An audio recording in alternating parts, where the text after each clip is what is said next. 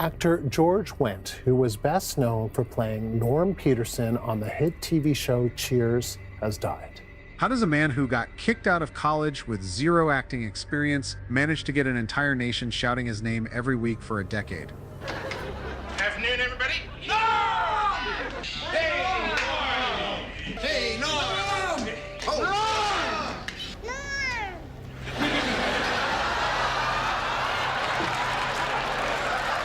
That chant, echoing every time the door to the Cheers bar swung open, wasn't just a greeting. It was a moment millions of Americans eagerly awaited each week for 11 years. Boston bar where everyone knows your name is remembering George Wendt, the Cheers actor who played the lovable grump Norm.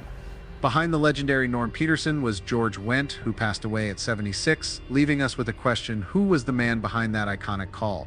A glamorous Hollywood star with a mansion and a fleet of sports cars, or just a down-to-earth guy from Chicago who got expelled from university and nearly never set foot on a stage? George Wendt, the man who won America's heart, lived a life full of contradictions, a supporting actor who became a central icon, a lazy, beer-loving slob on screen who in reality was a tireless worker off-screen. George Wendt's story isn't just an actor's journey, it's a ballad of friendship, perseverance, and the simple moments that create a legend. So, let's raise a glass, turn back the clock, and uncover the untold secrets of his remarkable life and why, even now that George Wendt is gone, the cry of Norm will forever echo in the hearts of millions. George Robert Wendt Jr. was born on October 17, 1948 in Chicago, Illinois, into a bustling family of 9 siblings. There were no stage lights or glittering Hollywood dreams in his early years, just the ordinary rhythm of life in the Beverly neighborhood, filled with street baseball games and lively family dinners. His father, George Sr., was a Navy officer, while his mother, Loretta, was a formidable woman who urged her children to chase their passions. But George wasn't the standout kid. He described himself as an average boy, a bit lazy, more into snacks and TV than hitting the books. At Jesuit High School, he wasn't a star student or an athletic hero. In fact, he got kicked out of the University of Notre Dame in his junior year for dismal grades, a blow that left the 20-year-old wondering, what am I going to do with my life? The answer came unexpectedly, like a cold beer on a sweltering summer day. A friend dragged George to a workshop at Chicago's Second City, the legendary comedy troupe that birthed icons like John Belushi and Bill Murray. At first, George saw it as a lark, a way to pass the time. But when he stepped onto the stage, under the dim glow of the lights, with the first ripple of laughter from the audience, something clicked. I'm no good at math or basketball, but I can make people laugh. From 1974 to 1980, Second City became his second home. He honed the art of improv, crafted characters, and most crucially learned to transform his everyday charm into magnetic charisma. Late-night performances, small roles in comedy sketches, and plenty of on-stage flops forged him into something greater. But what drove a college dropout with no clear direction to take a gamble on the risky world of performance? And how did a man who called himself nothing special rise to become an icon for an entire generation? That question found its answer in 1982 when George Wendt walked into an audition for Cheers, a new NBC sitcom.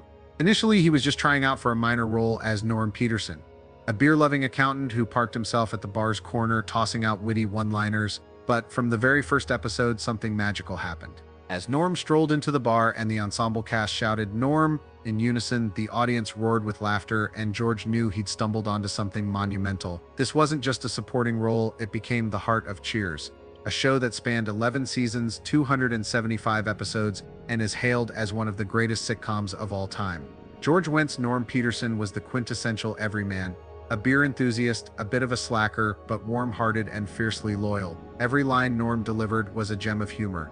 When asked, "How's it going, Norm?" he'd quip, "Same as always, just a little worse." Or when talking about his wife, Vera, who was never fully seen on screen, Norm could bring the house down with, "Vera says she loves me, but I think she's just in love with my wallet if it ever had any cash." These weren't just funny lines, they were authentic, mirroring the everyday worries of millions of viewers. George turned Norm into the friend everyone wished they had, always there, ready with a story and a cold one. What few fans realize is that George didn't just play Norm, he helped shape him. In a rare 1990 interview, he shared that many of Norm's lines were drawn from his own Chicago roots. "I grew up in little dive bars where everybody knew your name. Norm was a blend of the guys I met there. They didn't have much money, but they had incredible stories." Even the iconic Norm chant was George's brainchild, inspired by a Chicago bar where regulars were greeted with the same enthusiasm. That small detail turned Cheers into a cultural phenomenon, with Norm echoing everywhere.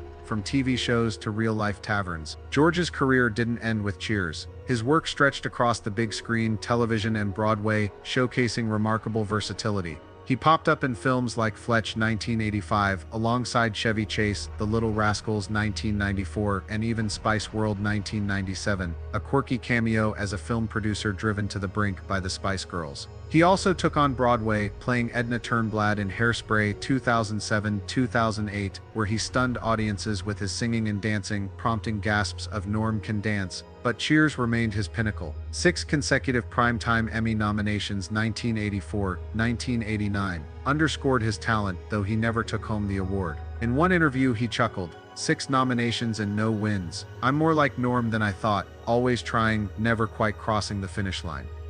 After Cheers, George Wendt didn't chase Hollywood's glitz. Instead, he embraced a quiet, contented life with his wife Bernadette Burkett, the voice of Vera on Cheers, the 3 children Hillary, Joe, and Andrew. Bernadette, whom he met at Second City, was his soulmate.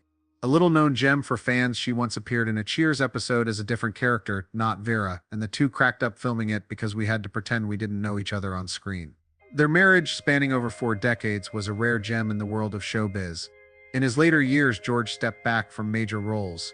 He popped up briefly in Seinfeld, The Simpsons, and Frasier, but mostly devoted himself to family and small theater projects.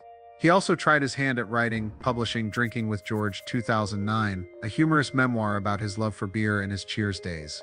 It wasn't a blockbuster, but Norm's fans cherished its authentic voice, like listening to their favorite barfly spin a yarn at the counter.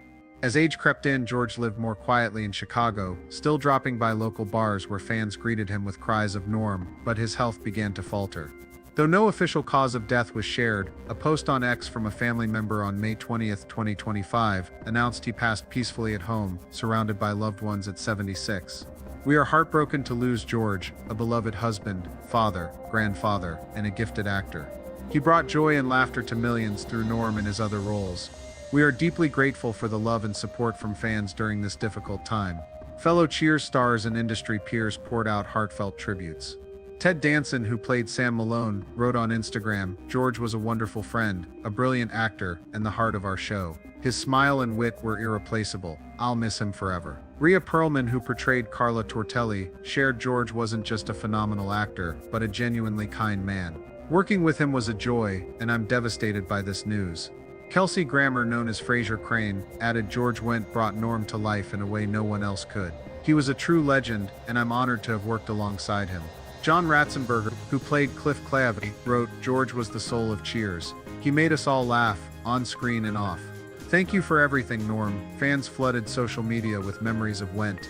One wrote on X, "Every time Norm walked into the bar and everyone shouted 'Norm,' it felt like home. Thank you, George Wendt, for the joy." Another shared, "George Wendt is why I fell in love with Cheers. He made Norm the friend we all wished we had." George Wendt may not have been Hollywood's brightest star, but he was the friend millions of viewers longed to clink glasses with. From a college dropout in Chicago, he turned ordinary moments into legend, prompting the world to chant "Norm" every time he stepped through the door. His passing on May 20th, 2025, left an empty space, but his legacy, laughter, friendship, and a sense of belonging lives on in Cheers and in the hearts of fans.